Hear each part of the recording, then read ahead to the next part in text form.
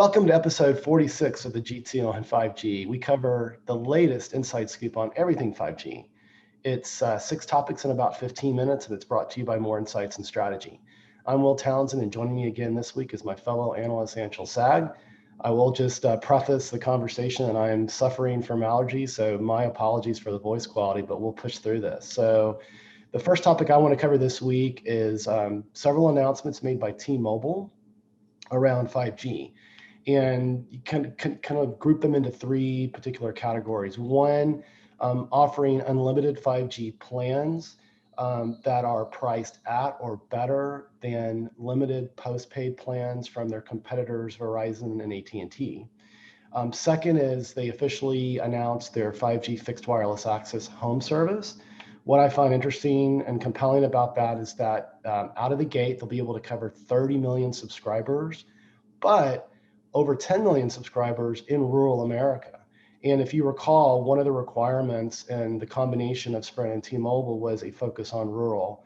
So I think that's pretty compelling. And then what's also compelling is a third element, something that they're calling hometown experts. And they recognize that they can't have a physical footprint from a retail perspective in all of rural America, just based on, subscriber density and that sort of thing. So what they're planning to do is train, and they're saying they're going to create about 5,000 new jobs. They're going to train experts that can be available to people in these outlying areas that don't have access to a retail location to help them with the onboarding process. And certainly a lot of what you can do with smartphones and even with the fixed wireless access service is self-provision. You can order it; it gets drop shipped to you directly, and you can enable that. But having these folks local, I think it's really innovative, and it's a game changer, and it's also going to create jobs, which was another sort of aspect of why T-Mobile believed the combination of Sprint and the company was a positive thing. So any insights, Anshel, from your perspective? Yeah, I wanted to add that the home wireless service is going to be uncapped, which is a big deal because a lot of operators are capping broadband connections that are wired. Also, they're going to be giving away free 5G phones with the Samsung A32 5G. So that's a big deal as well because it basically lowers the entry level of 5G to near zero. Right. Except for the monthly cost of a plan. And also they launched a rural tech makeover contest for small towns to win. I think it was something like $5 million worth of tech upgrades for the city to help different towns potentially upgrade their infrastructure beyond what T-Mobile is doing for a bunch of different rural areas. So I think overall this is really good stuff, but I just want to kind of add a little bit more color to the other announcements, and also say that I think T-Mobile is being very good at marketing what they're doing, and I think Verizon and AT&T should do a better job of showing what they're doing for rural markets if they are doing something similar, because I think we as a country need to acknowledge the digital divide that exists between rural and urban areas. Absolutely. I'm glad you mentioned those additional elements. In addition to the contest, there's also a grant program. So, small towns will be able to submit their plans for improving infrastructure, whether it's a local movie theater or a baseball, park or something like that. So in addition to that contest that you mentioned, there's also a number of dollars that are going to be set aside for a grant program as well. So it's super compelling, and they're really putting their money where their mouth is with respect to really focusing on rural America. And it's a passion area for me. Actually, it's going to be part of my book that I'm writing, The Human Network, where I look at underserved areas around the world. And one of the vignettes that I'm going to focus on is rural America. And so more to come there. But let's move to your first topic this week. And there was news from the GSMA that they have worked with the Spanish government around lifting travel restrictions for folks that will physically come to Mobile World Congress. So why don't you take us through that? Yeah, so for the longest time, GSMA has been trying to push a June event which is much later than the February/March event that people are used to. Obviously, due to COVID, February, March was not a potential opportunity by any means. And a lot of vendors have already pulled out of a physical presence out of the event in Barcelona. And honestly, I think that at this point, it's too little too late for GSMA. And I think that they are doing more harm than good by trying to push people to attend in present. I think if you look at the current situation with the AstraZeneca and Johnson & Johnson vaccines, there simply are not enough people who are getting enough shots in the arm that I believe that we will be in a place that is, I think, safe for attendees and the spread of COVID itself in June. So I think that the GSMA is obviously, it's their biggest event of the year. They have a lot of riding on it, but I think it would be much better for them to just push to next year and really plan for that, because I don't think we're going to see remotely enough people that are vaccinated, and rapid tests are not accurate enough to really, I think, be considered a safe, a safe precaution to keep an event of that size safe. And yes, they want to have reduced capacity, but people are still not going to wear masks everywhere, and people are still not going to socially distance. So I think vaccines are going to have to be the number one precaution. Yeah, no, I agree. And, I read into the announcement as well, and I was left with, feeling a little disconcerted about how they stated that, folks that are traveling from outside of the European Union, depending on what country they're coming from, there could be certain caveats. So there's a lot of uncertainty. I mean, for myself personally, like I would love to go.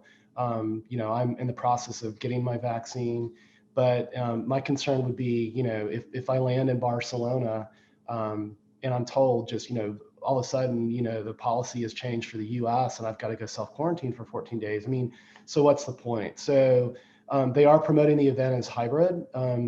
I would expect that they'll probably get some attendees, within the European Union. But honestly, I agree with you. I mean, it's just, when they reset the date from the traditional late February date to June, that was a smart move on their part at the time. But in hindsight, they should have probably pushed it, to the fall at a minimum, to get sort of more momentum behind vaccines. And so I don't think they're going to end up canceling the event because, they've got too much invested in it. But I think they're going to have to flip it to higher emphasis on hybrid and virtual. So we'll keep our eyes and on it and our ears open and report back on a future podcast once things develop there. But let me move to my second topic this week. I attended Light Reading's Open RAN World Digital Conference, and everyone's talking about Open RAN these days. And I came away it was a 2-day conference. It skipped a day. So it was on April 6th, and it skipped a day, and it was on April 8th. But nothing really earth shattering for me. I mean, Cisco, all the major infrastructure providers, Keysight Technologies as well, that does test and measurement and deployment for 5G networks. They all spoke to the integration challenges and the need for standardization and that sort of thing, to simplify the deployment. Dell Technologies was involved as well. So if you're interested in learning some more depth on my insights from the conference, hit my Twitter feed at Willtown Tech, and I did some live tweeting during the 2 days of the event. I saw that. Yeah, but at a high level, it's still a work in progress, and it's going to be very CapEx and potentially OpEx disruptive for carriers. Yes, I think it's going to help, carriers such as Verizon that spent a ton of money on spectrum to balance their expenditure in getting their 5G networks rolled out. But again, it's still going to be a challenge. So what are your thoughts? I think we're still in the early phases of Open RAN, and I think there's a lot to figure out, but I think there's a lot of companies that are very invested in it being a success. So I think it's just going to take more standardization and cooperation and added investment from all players to make it possible. Yeah. I agree. Well, let's move to your second topic this week. And Samsung launched some new lower price pointed 5G phones, right? Yeah, so some of these phones have already launched previously, but this was the first time they launched in the US, because the US has not traditionally been a market where Samsung has really competed across the entire spectrum. And frankly, Samsung hasn't really been a company that has had a full spectrum of devices ranging from entry level all the way to top tier. There were years when they had some in, different holes, but now because Samsung is so large and they see the 5G market as an opportunity at every price point, they now have 5G phones at every price point. And in the US, they launched the A52, A42, and A32 5G. All three are 5G phones. And the A32 is the entry level at $279, which is the lowest price Samsung has ever priced a 5G phone and is one of the lowest priced 5G phones in the world. And what's interesting about that is the phone that T-Mobile is using to make their 5G phone free with a plan. So it's a very interesting timing. Obviously, they timed it with T-Mobile's announcement, and I believe T-Mobile will be the exclusive seller at this point of that device. So T-Mobile is going to be one of the places where if you want to get into 5G at a very low cost, it's probably going to be the place where you start. Interestingly enough, I think Samsung has really shown that they're able to take their really high-end camera technologies and 5G capabilities and bring them down to a more affordable level. And part of that is also because they're partnering with Qualcomm and MediaTek to get really competitive pricing on chipsets to deliver a good device at a great cost. Yeah, no, I agree. And I think this is an opportunity for Samsung to take some share in the Android market. You're the expert on the end devices, but it's no secret that LG exited their smartphone business, right? So Yes. I would expect that this is an opportunity for Samsung to take share. Would you agree? Absolutely. I think the big winners are going to be the Samsungs, the OnePluses, and I think even some other players in the space. But really, it's going to be the tier two and the tier ones that are going to take most of this share. I could see Nokia taking some share, but they've lost a lot of their HMD Global with Nokia brand, but I think they've lost some of their brand recognition. A lot of Zoomers don't really know the Nokia brand like the boomers and the millennials remember. Yeah, I agree. Cool. Well, let's move to my third and final topic this week. And I tell you what, man, Verizon's been on a tear with pushing their edge strategy, and so it seems like over the last 90 days, there's been almost an announcement every week about what they're doing. And so this week they announced a partnership with Amazon Web Services to deploy private mobile edge computing. And to some people, this may not sound new with Verizon. Last year, I think it was in the fall, Verizon had announced a similar partnership with Microsoft Azure, but I haven't seen a lot materialize since that announcement with Azure. And certainly from my perspective, I follow all three of them, the public cloud providers and what they're doing with telco cloud. And clearly AWS is in the pole position here. What I find compelling about this announcement is that they're also knitting in their ecosystem to really drive some compelling monetization opportunities for operators. And in this announcement, they spoke to a relationship with a company that provides a location-based service application for venue management. And that's going to be huge as we, again, we put COVID in the rearview mirror and, concerts start back up. It's no secret, Major League Baseball is open, and I can't wait to go see an Astros game in Houston later this year. And so I'm just struck with, it seems like, AWS continues to sort of fine tune their deployment strategy, and Wavelength and Outposts have been, great platforms for them to leverage. And so Verizon, again, I believe when compared to T-Mobile and to AT&T, they're out marketing their competitors with respect to MEC capabilities. I mean, I know for a fact that AT&T has those capabilities. They've been focused there for several years, or 2 to 3 years. but probably haven't done as good a job promoting that capability. So, but I think that should change over time. So any additional insights from your perspective? No, I think I agree with you on that. Verizon has done a really good job of communicating their lead on edge compute when it comes to enterprise applications. And I think a big part of that is they are recognizing that a lot of enterprises are going to they're going to demand edge compute availability if they want to roll out these low latency 5G applications. And that's going to be the first barrier that a lot of their customers are going to want to overcome. And if Verizon has already made it clear that they've overcome that barrier, with this aggressive marketing campaign, I think that they have put themselves in an advantageous position, even though you and I both agree that there's still a lot of room to be left on Verizon's actual 5G network.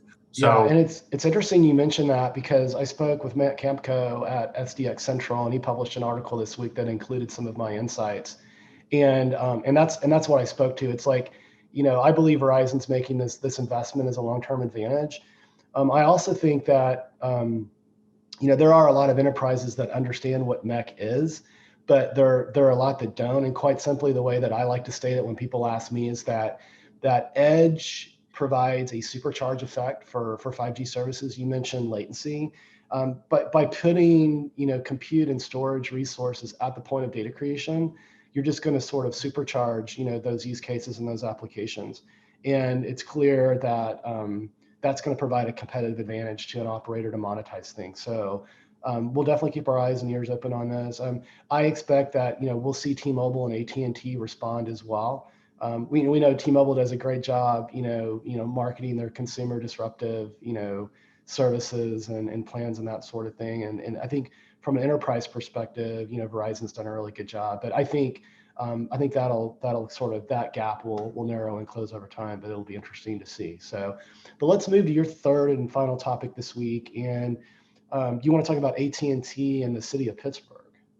Yeah. So this is something that I've been thinking for a while might be an issue when it comes to densifying 5G networks. And it's something that I think the FCC anticipated with their 2018 ruling, with their small cell order, which I think a lot of municipalities thought was a bit of government overreach. So there are both sides to the small cell issue, but ultimately the FCC kind of set a requirement that there was a 90-day shot clock for municipalities to either approve or deny applications for small cells, and set limits on the cost of these fees when they charge an operator like an AT&T.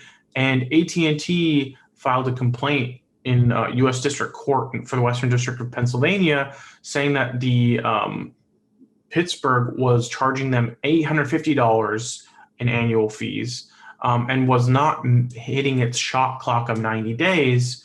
So, this is a problem, because there's a lot of delays that can slow down the rollout of a network, and limiting permitting and drawing out permit times and prices is a big impedance. So I understand why the FCC did it, and there needs to be a standardized process, but it seems like there's still a lot of opportunities for give and take. But I do think that ultimately there needs to be an understanding that for the infrastructure of our country to move forward, we need to make these investments and make them quick, and let them flounder. Yeah, no, I agree. And and stop the nickel and dime, right? And we have this challenge in Austin, Texas, where I live. And it's, the city council just, and it's been more of aesthetics and unwarranted concerns on, health and that sort of thing with small cell densification. But, I expect that, AT&T, all the operators are likely struggling with, these local municipalities that don't understand kind of the ins and outs of it. And to your point, the benefit to a city like Pittsburgh or like Austin or like San Diego, where you live, is that you can deploy this stuff out faster. You can create disruptive services, and that's going to drive economic impact. And I'll be the first one to say, San Diego does not have this problem. Yeah. Everywhere I go, there are small cells perched on top of light poles. Yeah. There's small cells all over the place. Yeah. That said, Qualcomm is also here, so I have a feeling there's a lot more of an understanding of wireless technologies and what they can bring as a benefit to the city. And I think that's a problem that the industry has to solve is education and combating a lot of misinformation around 5G. Yeah, I agree. And, I think you and I do our part, trying to educate our viewership as well and our listenership as well. So, hey, buddy, it was another great podcast. Thanks for hanging in there with me with my allergies, but why don't you take us home? Absolutely. We hope our viewers and listeners found this week's topics interesting. If anyone out there would like to provide us with insights on a specific 5G topic for a future podcast, please reach out to us on social media. Will is at Willtown Tech, and I'm at Anshel. We hope you have a great weekend, and please tune in again next week.